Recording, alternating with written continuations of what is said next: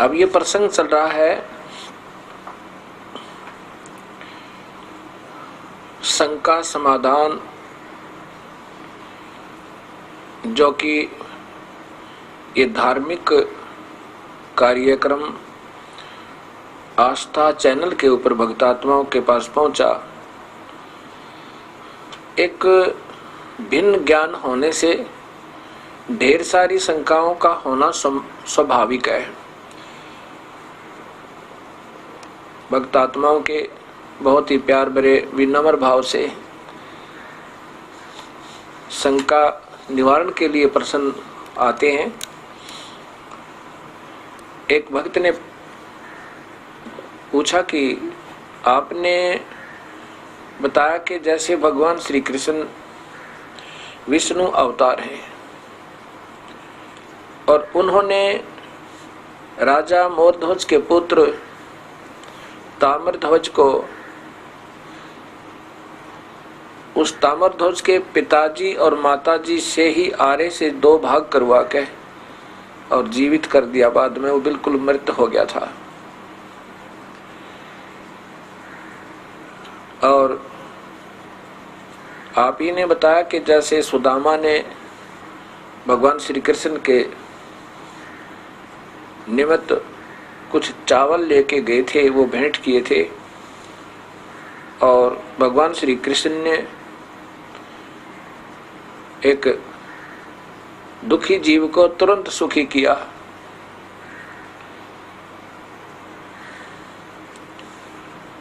तो फिर कबीर साहब ने ऐसा न्यारा कौन सा कार्य कर दिया जिससे कि हम इनको श्री कृष्ण से भी सर्वशक्तिमान मान सके।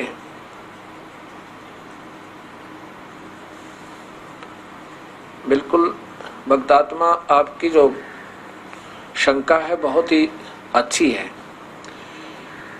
अब जैसे सृष्टि रचना में आपने ये भी सुना होगा, श्री कृष्ण जी विष्णु अवतार हैं और विष्णु जी का केवल एक ब्रह्मांड में एक विभाग है, सतोगुण। जैसे एक प्रांत के अंदर एक मंत्री होता है तो वो मंत्री भी कुछ शक्ति रखता है और वो मुख्यमंत्री से भी मिलती जुलती होती हैं। जैसे कुछ ऐसे कार्य होते हैं जो मंत्री भी कर सकता है लेकिन मुख्यमंत्री के समान नहीं कर सकता। ऐसे कुछ शक्ति मुख्यमंत्री भी राहत देता है, उन मंत्रियों से ज्यादा देता है, लेकिन प्रधानमंत्री जो राहत देगा वो मुख्यमंत्री भी नहीं दे सकता।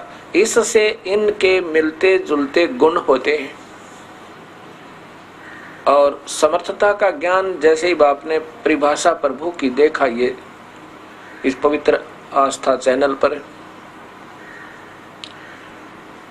आपको पता चला प्रभु ने किस प्रकार ये विभाग बांटे हुए हैं। प्रभु कौन है ये सब आपके सामने सचित्र आया। जैसे भगवान श्री कृष्ण ने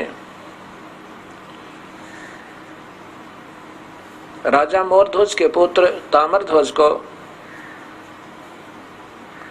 एक लीला करने गए थे, उसमें अर्जुन को साथ लेके और आरे से चिरवा के और फिर जीवित कर दिया। इतनी पावर इन भगवानों में है, इसमें कोई शक नहीं। उन्होंने जीवित कर दिया। क्यों कर दिया? क्योंकि ताम्रध्वज की आयु बकाया थी। ये भगवान श्वास नहीं बढ़ा सकते।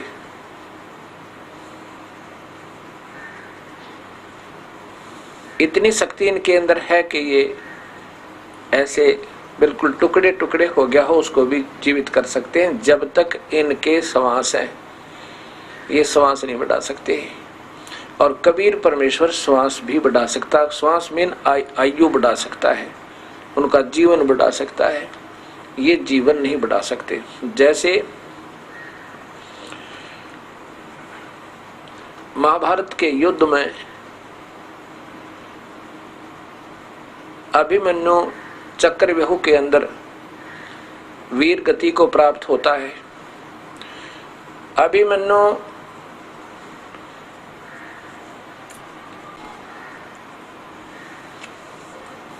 अभिमन्यु भगवान श्री कृष्ण जी के सगे भांजे थे और अभिमन्यु की मृत्यु पांडवों का कुल नाश और सगे भांजे अर्थात सुभद्रा के पुत्र, सुभद्रा श्री कृष्ण जी की बहन थी। अभिमन्यु की मृत्यु भगवान श्री कृष्ण के सामने हो गई, वो नहीं जीवित कर पाए क्योंकि अभिमन्यु का प्रारब्ध इतना ही था, ऐसा ही था। इसलिए भगवान श्री कृष्ण की आयु नहीं बढ़ा सके। और फिर जैसा कि आपने परिभाषा प्रभु की में सुना था, दुर्वासा जी ने श्राप दे दिया था। कब श्राप दिया था? जब द्वारका के जंगल में ऋषि दुर्वासा जी जाकर बैठ जाते हैं। आसपास के अक्षेत्र में, पूरी द्वारका में ये बात फैल गई कि बहुत ही पहुंचे हुए महापुरुष हैं, भूत भविष्य वर्तमान की सभी बता देते हैं। उस समय द्वारका के कुछ नौजवान व्यक्तियों ने, जिनमें भगवान श्री कृष्ण जी के पुत्र प्रद्युम्न भी थे, उन्होंने एक स्कीम बनाई कि दुर्वासा की परीक्षा लेते हैं। सुना है ये भूत भविष्य और वर्तमान की सभी बता देते हैं।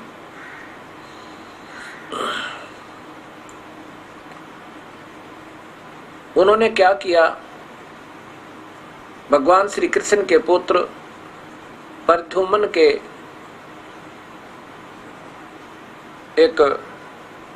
को एक लड़की के कपड़े पहना के एक स्वांग बनाया, स्त्री जैसा रूप बनाया, गर्भवती स्त्री जैसा, और गर्भ के स्थान पर पेट के ऊपर एक लोहे का कढ़ाया, छोटी सी कढ़ाई जो होती है, वो बांध ली। उसके ऊपर छोटे छोटे गुदड़ यानी लोगड़ वगैरह लगा कर रुई, और ऊपर से कपड़ा बांध के और ऊपर से औरतों वाले कपड़े पहना दिए।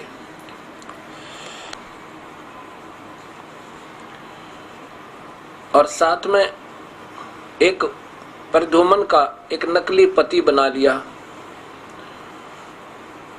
और 10-20 व्यक्ति जाकर के दुर्वासा जी से कहने लगे, हे ऋषिवर, सुना आप भूत और भविष्य की सभी बता देते हो, ये इसकी पत्नी है, ये इसका पति है। प्रभु ने बहुत दिनों के बाद इनको आस बख्शी है, इनको गर्भ रहा है इसकी पत्नी को, और ये उतावले हो रहे हैं, ये जानना चाहते हैं कि लड़का होगा या लड़की। तब दुर्वासा जी ने देखा कि ये मजाक करने आए हैं। दुर्वासा जी में क्रोध बहुत था। एकदम क्रोधित होकर कहने लगे कि यादव कुल का विनाश होएगा, इससे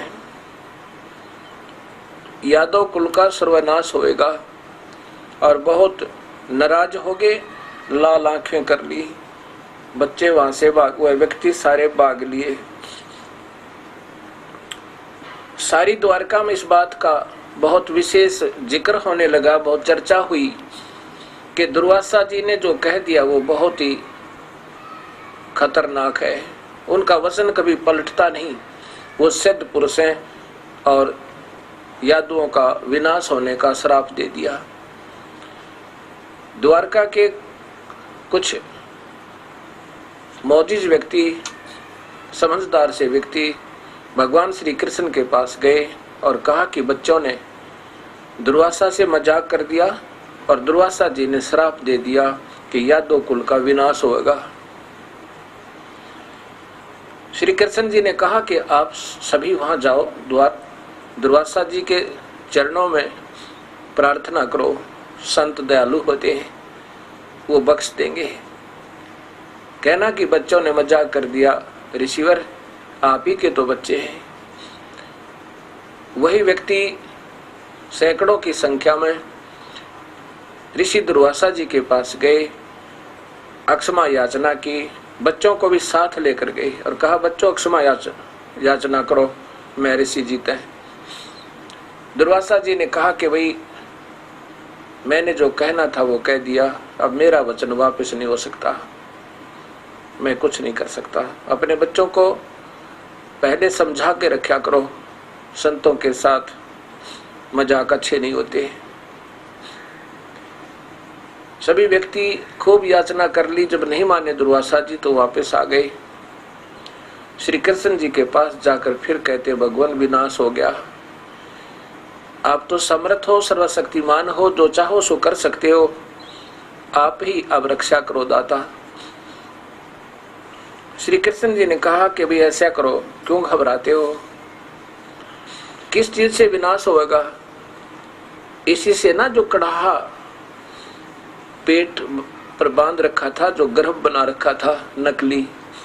सब कहने लगे हाँ जी, ऐसा करो, जो कपड़े पहन रखे थे, बांध रखे थे उसके ऊपर का रुई लोगड़ वगैरह, उनको जला दो और लोहे के कढ़ाई को घिसा घिसा के चूरा बना के और जमुना में बहा दो, ना रहेगा बांस ना बजेगी बांसुरी।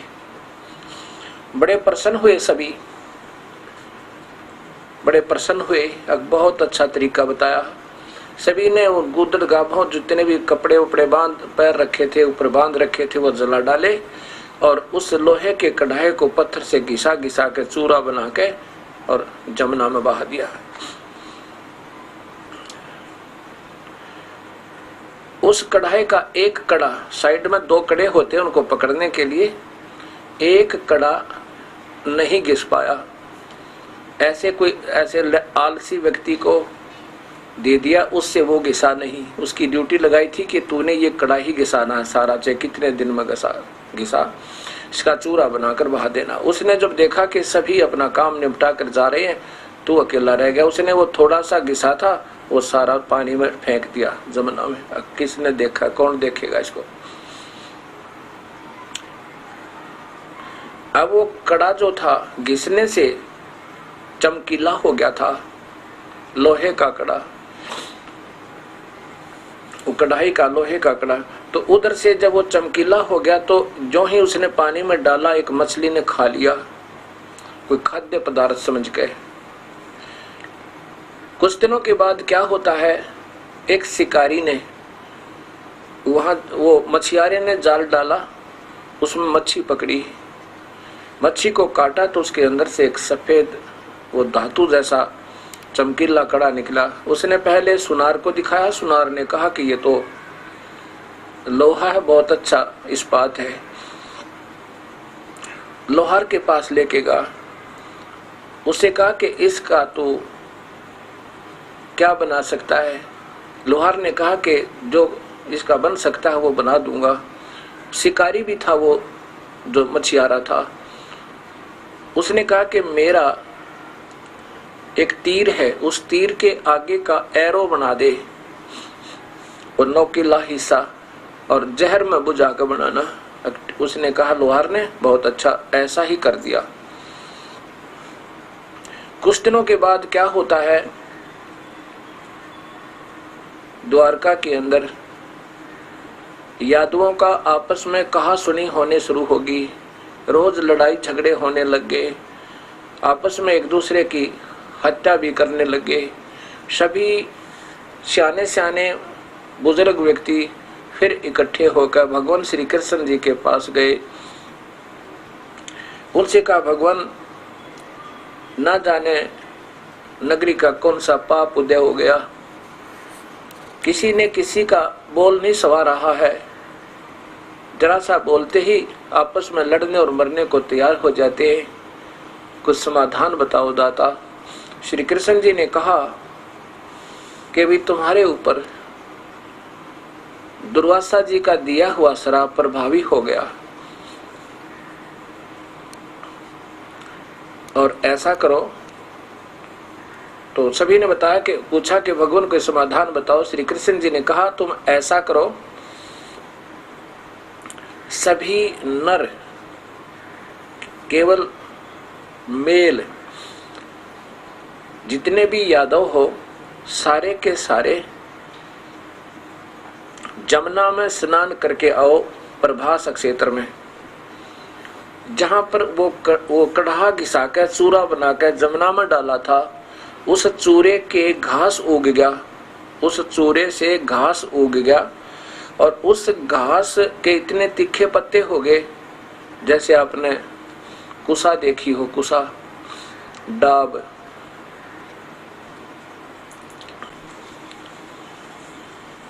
कुसा के बहुत तेज पत्ते होते हैं और यदि उस कुसा का पत्ता कोई उंगली से लपेटा लग जावे, ऐसे खींच लेवे तो आधी उंगली को काट देवे।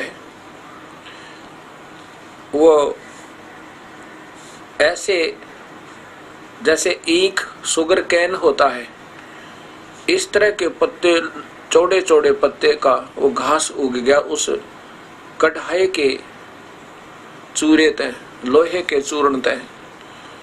अब यहाँ ये अब वैज्ञानिक व्यक्ति इस बात को नहीं मान सकते, परमात्मा की यही लीलाएं होती हैं। प्रभु उसी को कहते हैं जो ना चाहे क्या कर दे, जो चाहे सो कर दे।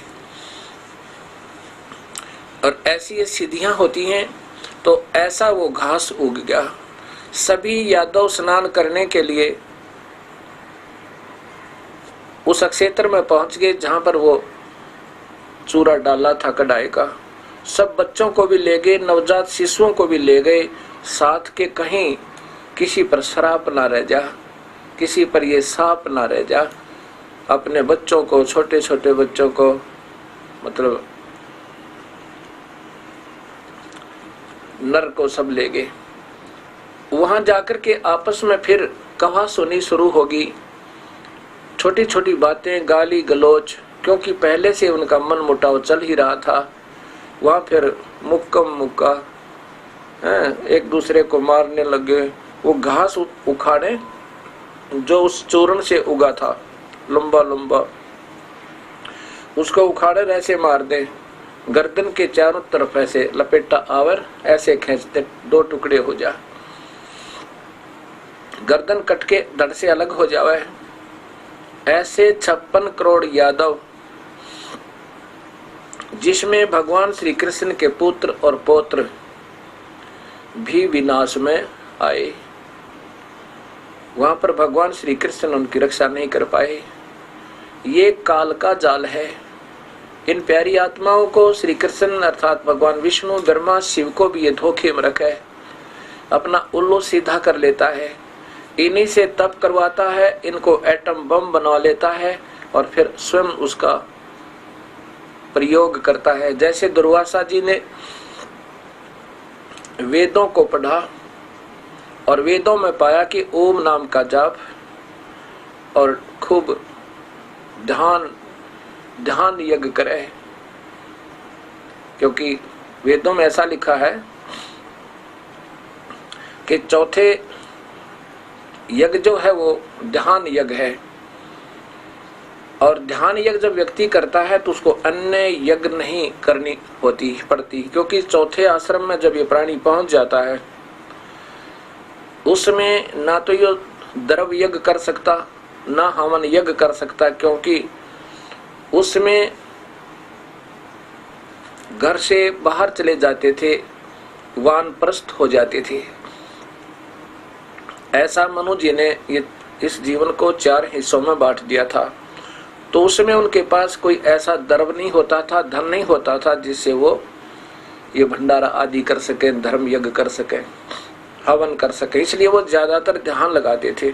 ऐसे दुर्वासा जी ने मेडिटेशन करके, ध्यान कर ओम नाम का जाप जप के, और ओम नाम का जाप पूर्ण परमात्मा का समझ गए, क्योंकि वेदों में यही एक अधूरापन छोड़ा है। महिमा तो गाई है पूर्ण परमात्मा की कि उसकी भक्ति करनी चाहिए, अन्य भक्ति नहीं करे। और अन्य उस परमात्मा की भक्ति छोड़कर नीचे की भक्ति करते हैं, ब्रह्म और पार ब्रह्म की, उनको आत्मघाती लिखा है, आत्महनय, यजुर्वेद के 40वें अध्याय में। और उनसे नीचे की तीनों गुणों ब्रह्मा विष्णु महेश से लेकर नीचे तक की जो करता है वो तो सीधे ही अक्षणिक सुख पाकर तुरंत ही 84 लाख योनियों में आ जाते हैं। ऐसा गीता जी में भी प्रमाण है 7वें अध्याय के अंदर। इसलिए 7वें अध्याय का 18वें श्लोक में लिखा है कि अर्जुन, ये ज्ञानी आत्मा जिन्होंने ये ज्ञान हुआ कि एक प्रभु की भक्ति करे और नहीं करे किसी की, तीनों गुणों की, रजगुण ब्रह्मा, सतगुण विष्णु, तम गुण शिव जी, और इनसे नीचे की कोई भक्ति देवी देवताओं की ठीक करे, वो तो ज्ञानी हुआ। और ज्ञानी को मैं बहुत प्रिय हूं क्योंकि उसको ज्ञान हो गया कि एक प्रभु की भक्ति करनी चाहिए, इसलिए वो मेरी भक्ति करते हैं। लेकिन वो मेरी ही घटिया अनुत्तम गति में मेरे द्वारा दी जाने वाली राहत में ही सीमित रहे, घटिया अश्रेष्ठ, क्योंकि उनको पूर्ण परमात्मा का सत नाम नहीं मिला, सच्चा नाम नहीं मिला। ऐसा इससे ये भी सिद्ध होता है। दुर्वासा जी ने ऐसे तप किया और फिर काल ने, इस ब्रह्म ने, क्षर पुरुष ने उसका दुरुपयोग किया, 56 करोड़ यादव का विनाश करवा दिया। भगवान श्री कृष्ण कोई रक्षा नहीं कर सके। और फिर स्वयं भगवान श्री कृष्ण के पैर में उसी शिकारी ने, जिसने अपने तीर का आगे का जो एरो बनवाया था, हिस्सा वो बनवाया था, तीर बनवाया था, विषाक्त उस कड़े के लोहे तय जहर में बुझा गए और वो भगवान श्री कृष्ण के पैर में प्रभास क्षेत्र में मारा था। वो शिकार ढूंढता हुआ घूम रहा था, सारा दिन उसको कोई प्राणी नहीं मिला जिसको वो शिकार बना सके, अर्थात वो कोई मृग वगैरह नहीं मिले उसको।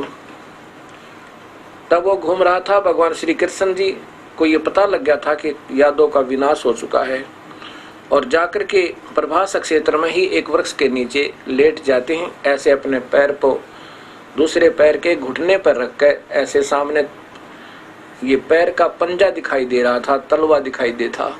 उस तलवे में, भगवान श्री कृष्ण के तलवे में एक पद्म था, और पद्म ऐसा चिमक रहा था जैसे कोई 100 वाट का बल्ब दिन के अंदर दिखाई देवे।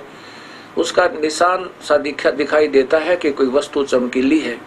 ऐसे वृक्षों की झुरमट के अंदर से, यानी उनकी टहनियों के जो जमीन पर टिकी हुई थी, उनके अंदर से वो चमक दिखाई दी उस शिकारी ने। उसने सोचा कोई मृग बैठा है, उसकी आंख न दिखाई दे रही है। मृग की आंख समझ के उस पद्म का निशाना लेकर भगवान श्री कृष्ण के पैर में तीर लगा दिया। और भगवान श्री कृष्ण ने जब दर्द से कराहट की तो उस समय शिकारी ने देखा कि ये तो कोई व्यक्ति मर गया। आगे आकर देखता है द्वारकाधीश श्री कृष्ण जी तड़प रहे हैं।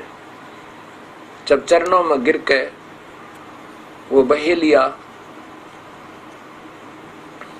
बालिया नाम का बहेलिया, रोता है, गिड़गिड़ाता है कि हे राजन, मुझसे धोखा हो गया। आपके पैर में कोई चमकीली वस्तु है और जिसके मैंने सोचा कोई मृग बैठा है और मैंने धोखे से तीर मार दिया। दाता, ये जहर में बुझा हुआ है, ए मालिक मुझे माफ करना।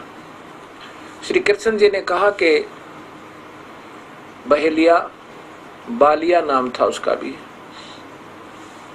बालिया, तेरा और मेरा ये कोई पिछले जन्म का हिसाब है भाई, अब मैं बराबर कर चला। उस समय वो शिकारी कहता है, भगवान आप द्वारका के राजा, मैं एक जंगली व्यक्ति, गरीब व्यक्ति, आपका और मेरा क्या हिसाब था।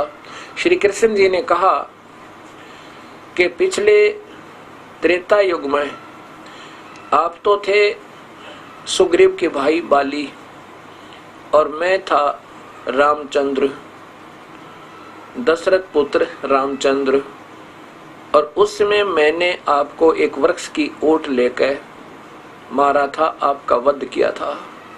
तब आपने पूछा था कि ये मेरा बदला कब दोगे, आपने धोखा किया मेरे साथ। तब मैंने ये वायदा किया था कि तेरे द्वापर युग में इसका बदला दूंगा, और अब भाई मैं अपना बदला दे चुका हूं। अब यहां विचार कीजिएगा भक्तात्माओं, ये काल जो है ये सभी को यूं नचा रहा है। जैसे ब्रह्मा जी से कहा था कि तप करो, कमल के फूल पर बैठकर 1000 वर्षों तक तप किया, फिर तप करवा के इसमें सिद्धि बरती, एटम बम बना लिया और फिर कहा सृष्टि रचो। हमारे ही से सारे क्रिया करवाता है और स्वयं आनंद लेता है, अपना स्वार्थ पूरा करता है। हम बच्चे उत्पन्न करते हैं, इनकी परवरिश में सारा जीवन लगाते हैं और ये बैठकर खा जाता है। इस काल का ऐसा जाल है जैसे कसाई बकरे पालता है। वो क्या करता है, उन बकरों के लिए नर और मादा दोनों प्रकार के उसमें वो बकरे और बकरियां छोड़ देता है। एक लंबा चौड़ा स्थान बना कर उसमें पानी भी रख देता है, पानी भी का जो तालाब बना देता है छोटा सा, और उनको चारा चराता है। जब वो कसाई उन पशुओं के, उन बकरे और बकरियों के उस स्थान पर जाता है जहां उनको बंद किया होता है और उनको चारा चराता है, उनको पानी पिलाता है, धूप से छाया में खड़े करता है, तो वो सोचते हैं कि हमारा मालिक बहुत दयालु है, हमारे को कितनी सुविधा दे रखी है। जब वो कसाई देखता है बकरे को ऐसे देखकर, ऐसे देखता है, तो वो बकरे उससे प्यार करते हैं, ऐसे जीभ से चाटते हैं उसको, ये सोचकर कितना कृपालु हमारा मालिक है, हमारे लिए चारा डाल रखा, हमारे लिए सारी छाया बना रखी, हमारे लिए जल बना रखा, जल का व्यवस्था कर रखी। और वो कसाई देख रहा होता है ये कितने किलो का हो गया, कितना मांस हो गया, कितने किलो वजन हो गया होगा और कितने रुपए का ये बिकेगा। और वो भोली आत्मा उसको प्यार करती है अपना मालिक जान के। ऐसे ये काल हमें दिखाई देता है कि भगवान है। प्रथम रूप तो इसका भगवान जैसा है, लेकिन परम रूप इसका काल है। अभी आपको विष्णु पुराण दिखाता हूं। अब आपको विष्णु महापुराण दिखाता हूं, गीता प्रेस गोरखपुर से प्रकाशित। अब इन लेखकों को पूर्ण ज्ञान न होने के कारण इन्होंने इसी ब्रह्म को परब्रह्म, इसी को पूर्ण ब्रह्म, इसी को शिव, इसी को सब कुछ लिख दिया विष्णु। अब आपको जो परिभाषा प्रभु की आपने देखा, इससे स्पष्ट हो गया कि 3 भगवान हैं, ब्रह्म, परब्रह्म और पूर्ण ब्रह्म। और ईश्वर, परमेश्वर, क्षर पुरुष, अक्षर पुरुष और परम अक्षर पुरुष, अव्यक्त, फिर दूसरा अव्यक्त, उस अव्यक्त से भी परे कोई और अव्यक्त। अव्यक्त का अर्थ होता है जो व्यक्तिगत रूप में सामने ना दिखे, जैसा वो वहां पर है एज इट इज। इसलिए हमारी दृष्टि से बाहर होने से उसको अव्यक्त कहा जाता है। व्यक्त जो होता है जो व्यक्तिगत रूप है, यानी साक्षात्कार, उसका एज इट इज दर्शन हो जाए। अब देखिएगा, ये है गीता श्री विष्णु महापुराण। ये काल से प्रारंभ होती है श्री विष्णु पुराण, और गीता प्रेस गोरखपुर से प्रकाशित है।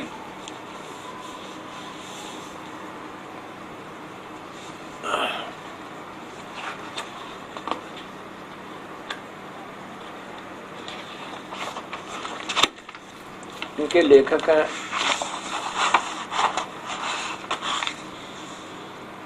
ये देखिएगा नीचे, श्री अनुवादक हैं श्री मणिलाल गुप्त, और गीता प्रेस गोरखपुर से प्रकाशित है।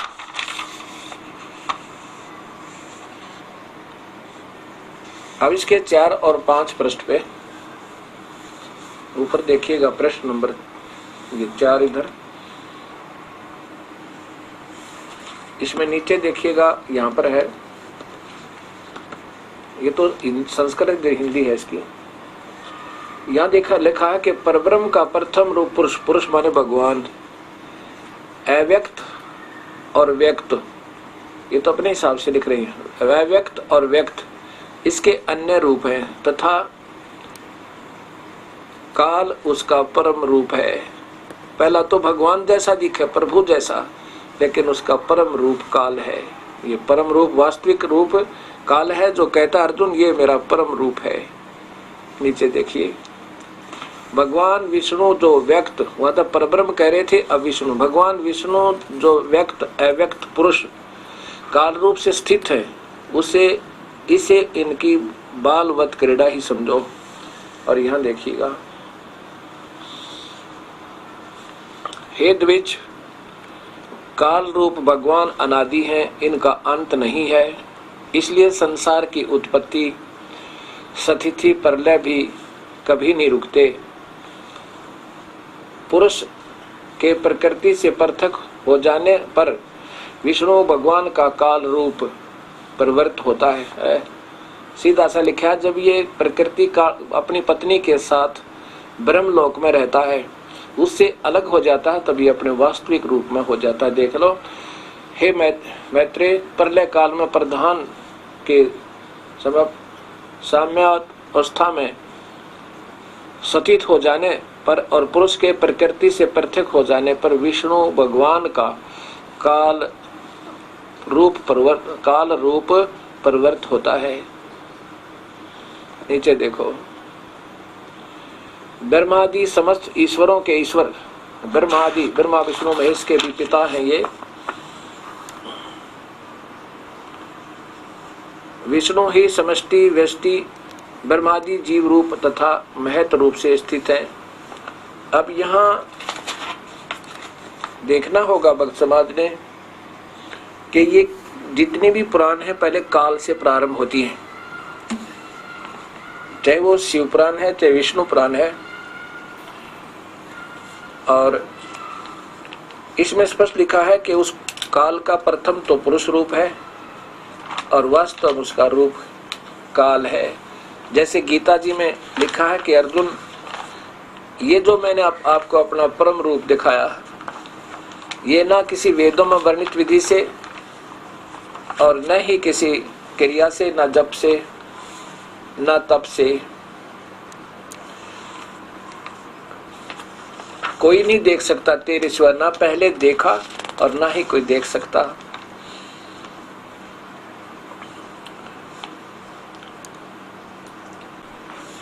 इसी का प्रमाण आपको शिव पुराण में देता हूं, गीता प्रेस गोरखपुर से प्रकाशित।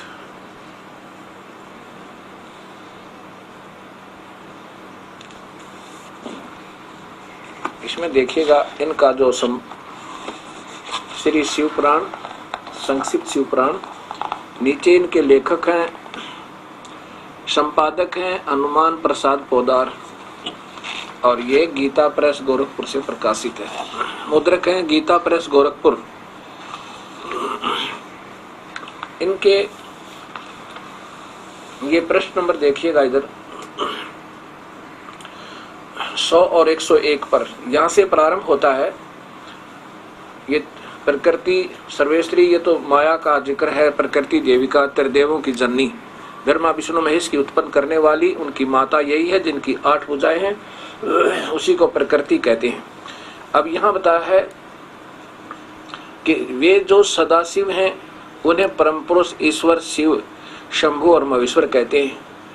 आगे देखिए, यहाँ पर उन्हीं का जिक्र आ रहा है। ये देखो, उन काल रूपी ब्रह्म ने एक ही समय में शक्ति के साथ शिवलोक नामक क्षेत्र का निर्माण किया।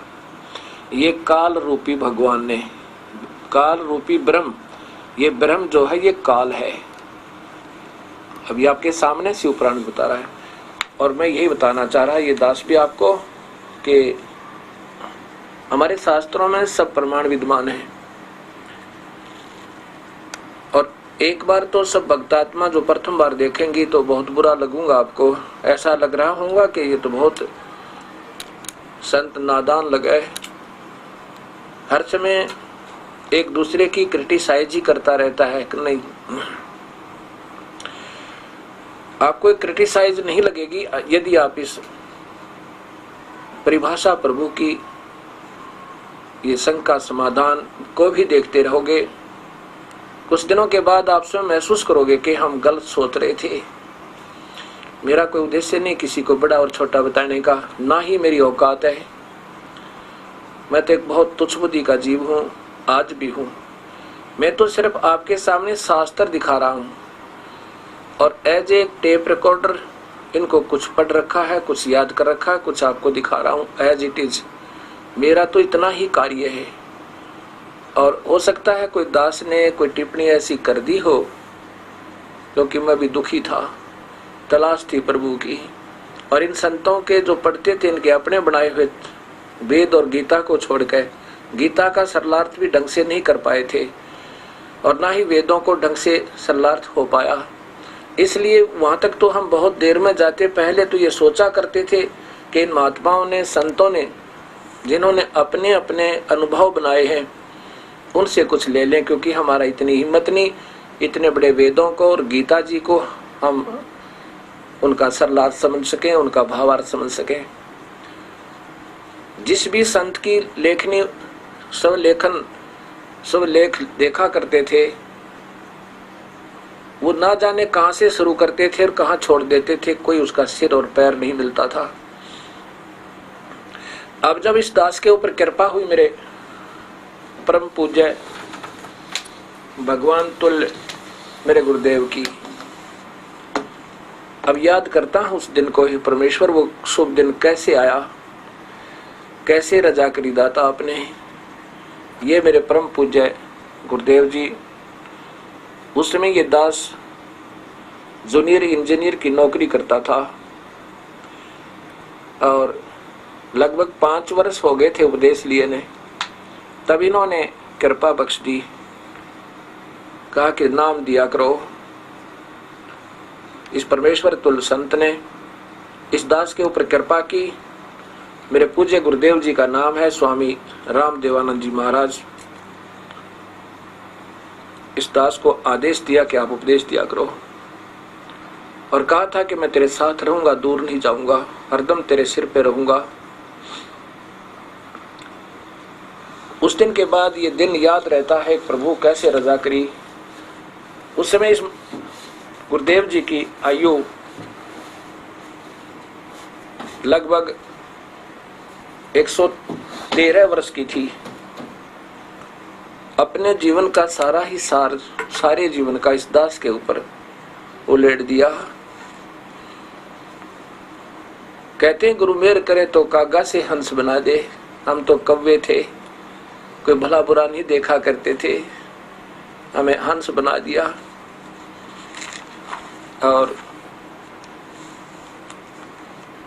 आज उन्हीं के आशीर्वाद का यह प्रमाण है कि सब भक्तात्माओं के सामने ये प्रभु की सत्य कथा आ रही है।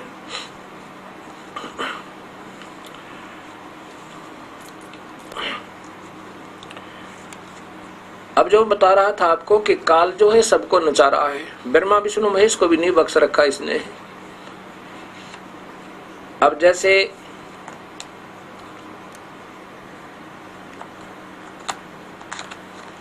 आपने पढ़ा था श्री हंसराज, श्री परम आदरणीय योगी राज परम संत हंस जी महाराज के अमृत के कलश में उन्होंने लिखा है कि अर्जुन ने भगवान श्री कृष्ण के आदेश अनुसार कार्य किया और वो निर्लेप हो गए।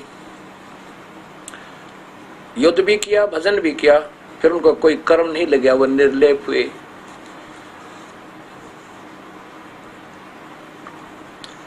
अब क्योंकि गीता जी में लिखा है कि अर्जुन तो युद्ध कर ले, तुझे पाप नहीं लगेंगे।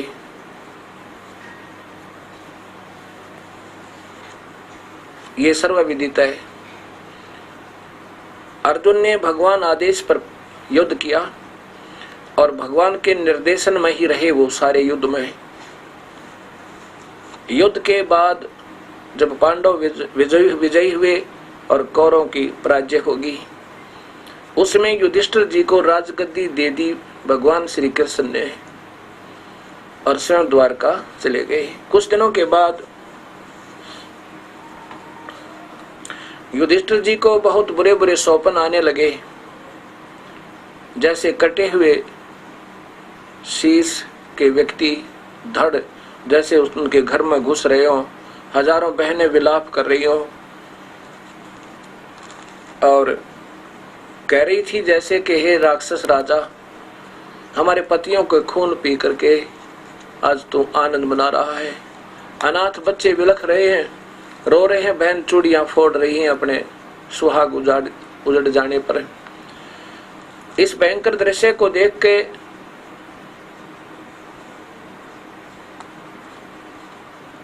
युधिष्ठिर जी बेचैन होकर बैठ जाते हैं। द्रौपदी ने देखा और पूछा कि क्या कारण है आपकी बेचैनी का। नहीं बताया, कहा आप सो जाओ, कोई ऐसी बात नहीं, राजकाज में ऐसे ही चलता रहता है। 2 दिन 3 दिन 4 दिन जब द्रौपदी ने देखा और उसका कोई कारण नहीं जान पाई, तब अर्जुन से कहा और चारों पांडवों से कहा कि तुम्हारे भैया पर कोई आपत्ति है, वो बताना नहीं चाह रहे, उनको कोई समस्या है, आप पूछो, नहीं तो वो ना खाना खा रहे हैं ना ढंग से सो रहे हैं, वो हानि हो जाएगी, वो मर सकते हैं। चारों पांडवों ने जाकर के कहा युधिष्ठिर जी से कि भैया क्या आप हमें अपना भाई नहीं मानते। युधिष्ठिर ने कहा ऐसा कैसे कहा आपने कि मैं आपको अपना भाई नहीं मानता। युधिष्ठिर के मन में आया कि कहीं मैं राजगद्दी पर बैठा हूं, कहीं भाइयों के मन में ये ना आ गई हो कि मैंने इनको अनदेखा करना शुरू कर दिया है। आंखों में पानी भर के युधिष्ठिर कहता है कि क्या बात है अर्जुन, भीम, नकुल और सहदेव, क्या मेरे प्यार में कोई फर्क पड़ गया आपके प्रति। उन्होंने कहा नहीं, प्यार तो आपका बढ़ गया और ज्यादा हमारे प्रति, परंतु आप रात को सो नहीं रहे, हमारे को द्रौपदी ने बताया है, और ना ढंग से खाना खा रहे हो, ये कारण क्या है वैसे नहीं कहा। यदि आप हमें नहीं बताओगे तो आप हमें अपना भाई नहीं मानते, हमसे कुछ छुपाए रहते हो। युधिष्ठिर ने सोचा था कि मैं तो दुखी हूं, क्यों भैया, बच्चों को भी दुखी किया, अपने छोटे भाइयों को, अब क्या बताऊं इनको। फिर बताना पड़ा, विवश होकर कहा भैया क्या बताऊं, ऐसे बुरे बुरे स्वप्न आते हैं जैसे बगैर सिर के बगैर शीश के धड़ धड़ अपने घर में घुस रहे हैं, जबरदस्ती हाहाकार मची हुई है, बहनें अपनी चूड़ियां फोड़ रही हैं, अनाथ बच्चे अपने पिता को जो फौज में थे उनको याद करके रो रहे हों, और उनकी माताएं उन वीरगति को प्राप्त सैनिकों की पत्नियां कह रही हों कि क्या मिल गया राक्षस राजा, तूने हमारे पतियों का खून पी के, भाई मेरा बेचैनी बहुत होगी, मैं बहुत दुखी हूं। तब सभी ने एक राय बनाई कि भगवान श्री कृष्ण अपने गुरुदेव हैं, क्योंकि द्रोणाचार्य जो था उसके अंदर पक्षपात का रवैया देखकर उन्होंने श्री कृष्ण जी को अपना गुरु बना लिया था। कहा कि चलो श्री कृष्ण जी के पास द्वारका चलते हैं, उनसे कारण भी और समाधान भी पूछेंगे, वो तो जान ही जान है। भगवान श्री कृष्ण के पास पांचों पांडव पहुंच जाते हैं। कुशल मंगल के बाद श्री कृष्ण जी ने आने का कारण पूछा, तब अर्जुन ने बताया कि भगवान भैया को रात्रि के समय बहुत बुरे बुरे स्वप्न आ रहे हैं, सो नहीं पा रहे हैं, बेचैन है, ना कुछ खाना खा रहे हैं ढंग से, बहुत बुरा हाल हो गया है, बहुत दुर्बल हो गए हैं, ये क्या कारण है भगवान, कारण तथा उसका समाधान भी बताइए। श्री कृष्ण जी ने कहा कि जो युद्ध में तुमने पाप किए हैं, बंधुघात किया, वो तुम्हें दुखदाई हो रहा है। अब अर्जुन को इस बात का बड़ा धक्का लगा कि जब गीता जी का ज्ञान मुझे दे रहे थे उस समय कह रहे थे प्रभु के तुझे कोई पाप नहीं लगेगा अर्जुन, तू तो निमित्त बन जा और युद्ध कर ले। और अब भगवान कह रहे हैं कि युद्ध में किए हुए पाप तुम्हें दुखी कर रहे हैं। एकदम अर्जुन हक्का बक्का रह गया कि आज भगवान क्या कह रहे हैं, लेकिन उस समय नहीं बोल पाया, जुबान नहीं खुली उसकी। क्यों नहीं खुली? इसलिए कि यदि मैं अब पूछूंगा भगवंत कि आप युद्ध के दौरान उस गीता जी का ज्ञान देते समय क्या कह रहे थे भगवान? कह रहे थे कि आपको पाप नहीं लगेगा अर्जुन, तो युद्ध कर ले, मैंने तो ये सब मार रखे हैं, तू ना लड़ेगा तो भी मैंने मार देना है, ये तो मैंने पहले ही मार रखे हैं, चिंता ना करें। इस डर से नहीं बोले कि भैया ये सोचेगा युधिष्ठिर के। अब ये वाद विवाद शुरू कर दिया श्री कृष्ण जी से अर्जुन ने, क्योंकि श्री कृष्ण जी ने बताया कि तुम एक अश्वमेध यज्ञ करो, और जिसमें उस समय करोड़ों रुपया खर्च होना था, आज तो अरबों हो जावे, अरबों रुपया, करोड़ों रुपया खर्च होना था। क्या बताया था कि अश्वमेध यज्ञ करो और एक पंचायन, पंच आनन, पंचमुखी एक शंख, अलग से एक सुसज्जित स्टेज बना के रखना और एक यज्ञ करो। जब वो धर्म यज्ञ संपूर्ण होगी, भंडारा होगा पूरा, उसमें अपने आप ये शंख बजेगा। ये शंख आवाज स्वयं करेगा। जब ये शंख आवाज करेगा तो समझ लेना तुम्हारी यज्ञ संपूर्ण हुई, और यदि शंख आवाज नहीं करेगा तो समझो तुम्हारी यज्ञ संपूर्ण नहीं हुई और आपत्ति नहीं टलेगी।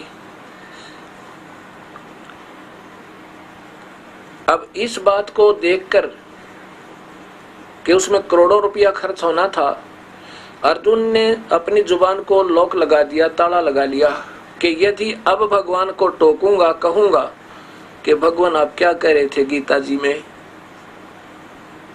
कि तुम्हें कोई पाप नहीं लगेगा अर्जुन, तो युद्ध कर ले, मैं तो निमित्त मात्र है। और अब मैं कह दूंगा कि आप अपनी जुबान को संभालो, भगवान उस दिन क्या कहा था, मैं युद्ध करने से मना करूं था। अर्जुन ने कह दिया था कि भगवान हम भिक्षा मांग करके अपना गुजारा कर लेंगे, युद्ध नहीं करूंगा। मैं चाहता हूं कि ये दुर्योधन मुझे निहत्थे को मार डाले और मेरी मृत्यु, ये महाभारत का अनर्थ बच जाना। और उस समय भगवान आपने मुझे लड़ाया कह करके कि तू क्षत्रिय है, क्षत्रिय का धर्म नहीं है, युद्ध के मैदान से दूर हो जा, उल्टा हट जावे। तो अब अगर मैंने टोक दिया तो युधिष्ठिर को इस बात की ठेस पहुंचेगी और ये यज्ञ नहीं करवाएगा, ये मर सकता है, फिर पैसा नहीं लगाएगा, मेरे भाई का दुख निवारण नहीं होगा यदि मैं अब भगवान से वाद विवाद करूंगा। तय ये सोचकर करबद्ध होकर कहा कि भगवान जो कहोगे वैसे ही करेंगे, आप हमारे साथ रहना। श्री कृष्ण जी ने कहा कि मैं वहीं आऊंगा, क्योंकि गुरु थे उनके, और कहते हैं गुरु बिन हवन यज्ञ नहीं की जाए, गुरु बिन होम यज्ञ नहीं की जाए, गुरु की आज्ञा माहे रही जाए। श्री कृष्ण जी वहां पर उपस्थित हुए और उसमें यज्ञ की तैयारी हुई। उसमें एक शंख रख दिया अलग से सुसज्जित स्टेज का ऊपर, और उसमें 33 करोड़ देवता, 88,000 ऋषि, 9 नाथ 84 सिद्ध, ये दुर्वासा जैसी, वशिष्ठ मुनि जैसी तोब, ये महापुरुष भी विराजमान थे। 9 नाथ गोरखनाथ जैसे महापुरुष भी विराजमान थे। और स्वयं भगवान श्री कृष्ण और ब्रह्मा विष्णु महेश भी तीनों अपना रूप बदल कर वहां पर आए हुए थे। 33 करोड़ देवता, 88,000 ऋषि।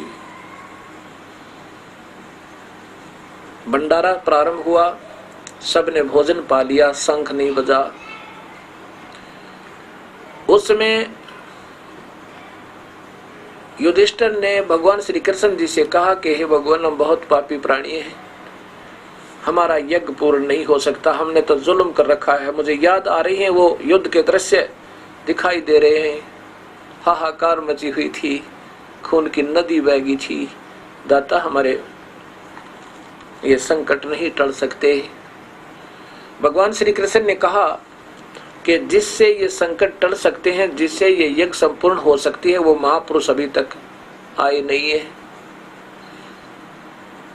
युधिष्ठिर को बड़ी चिंता बनी कि ये महापुरुष जिसमें इतने बड़े बड़े महापुरुष, नौनाथ 84 सद और मार्कंडे जैसे महापुरुष ऋषि, ब्रह्मा विष्णु महेश, और जिसमें भगवान श्री कृष्ण ने भी स्वयं भोजन पा लिया,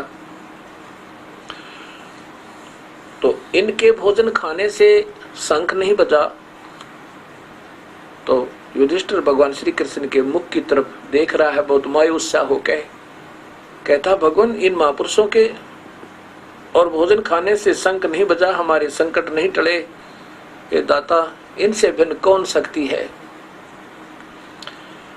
श्री कृष्ण जी ने कहा कि एक सुदर्शन नाम का सुपच, जिसका वाल्मीकि घर में जन्म है, जैसे सुदर्शन तो उनका नाम था और सुपच जैसे आजकल हरिजन कहते हैं, ऐसे उनको सुपच कहा करते थे। और वाल्मीकि बंगी के घर में, उसको हरियाणा में चूड़ा कह देते हैं, एक जाति होती है, उस वाल्मीकि जाति में उस सुदर्शन जी का जन्म था। और उसमें कबीर परमेश्वर करुणा में नाम से आए हुए थे द्वापर युग में। और वो हंस आत्मा, वो प्यारी आत्मा सुदर्शन जी, वो वाल्मीकि नहीं जिसने रामायण लिखी थी, उसके बाद तो वाल्मीकि जाति का उत्थान हुआ था। वो सुदर्शन जी कबीर परमात्मा यानी मुनिंद उस करुणामय जी के शिष्य थे और पूर्ण परमात्मा का ये 3 नाम की भक्ति किया करते थे।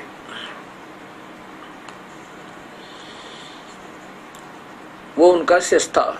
भगवान श्री कृष्ण ने मालूम था ये कभी झूठ नहीं बोला करते, ये सच बताते हैं और बाकी ये काल के अधीन है, वो क्रियाएं काल फिर अपने हिसाब से करवाता रहता है। श्री कृष्ण जी ने कहा कि एक सुदर्शन नाम के सुपच ऐसे ऐसे दिल्ली के इस तरफ रहते हैं, वो क्यों नहीं वो आए तो ये शंख बजाए। तब युधिष्ठिर ने कहा कि हमने भीम का उधर जाने का भीम को कहा था और ये सबको आमंत्रित करके आया है, पता करते हैं कि उन्होंने उस महापुरुष को आमंत्रित किया या नहीं किया। भीम से पूछा कि आपने उस सुदर्शन नाम के सुपच को आमंत्रित किया या नहीं किया, उस महापुरुष को, महात्मा जी को। भीम ने बताया कि मैंने आमंत्रित तो किया था, लेकिन वो तो बहुत कुबोल बोल रहा था, वो कुछ शब्द कहने लगा, मुझे बड़ा गुस्सा आ गया उस पर। श्री कृष्ण जी ने कहा क्या कहा उन्होंने, जरा बताइए एक बार। भीम ने कहा कि मैंने जब उन महापुरुषों से कहा कि हे महात्मा जी, मैं राजा युधिष्ठिर का, इंद्रप्रस्थ के राजा युधिष्ठिर जी का भाई हूँ, भीमसेन मेरा नाम है और आपको आमंत्रित करने आया हूँ, कृपा हमारी यज्ञ में दर्शन दीजिए। तब सुदर्शन जी ने क्या कहा, भीम ने बताया कि वो कहने लगा कि भीम तुम तो अन्यायी और पापी आत्मा हो,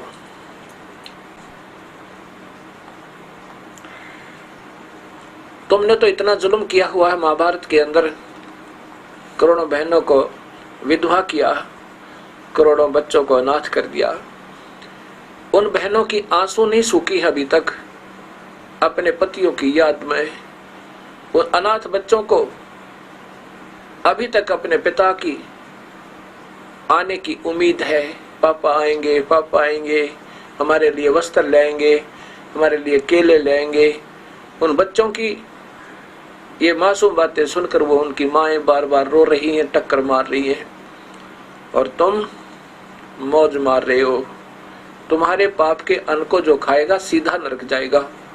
और यदि मुझे बुलाना है, सुदर्शन जी कहते हैं, तो 100 अश्वमेघ यज्ञ जो तू आज कर रहे हो तुम, ऐसी अगर यदि तुमने 100 अश्वमेघ यज्ञ कर रखी हो, उनका पुण्य मुझे दे दे, संकल्प कर दे, तब तुम्हारे यहाँ जाकर के मैं आहार करूं, अन्यथा नहीं करूं।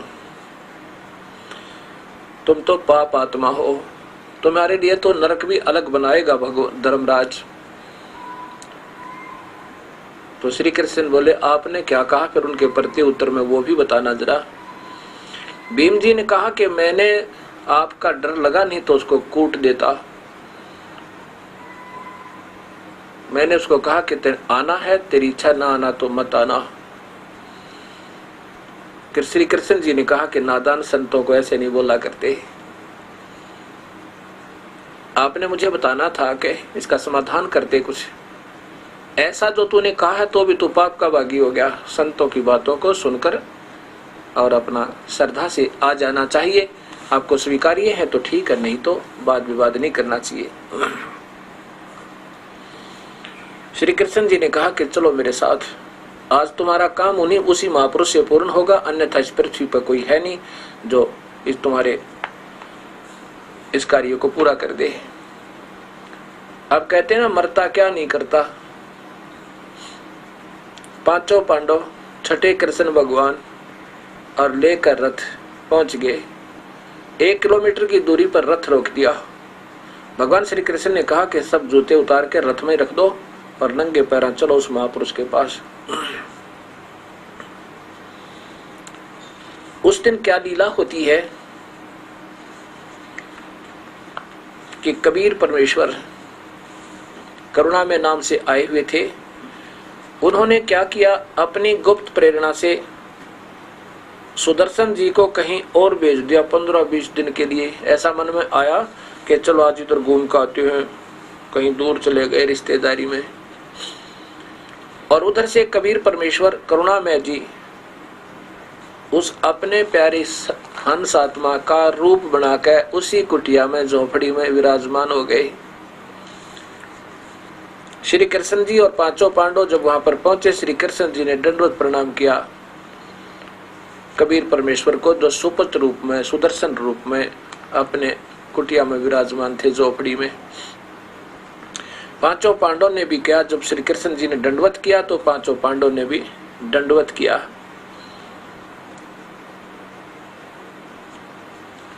सुदर्शन जी ने खड़ा होकर कहा, हे भगवान, हे त्रिलोकीनाथ, आज कैसे दर्शन दिए। अब मैं सुदर्शन ही कहूंगा क्योंकि वो कबीर परमात्मा स्वयं महिमा नहीं चाहते, वो तो हमारे जैसे दासों को महिमा दे जाते हैं और आप गुप्त रहते हैं। करे करा वैसा ही अमन में लहर उठा और दादू सिर जीव का वो आप बगल हो जा।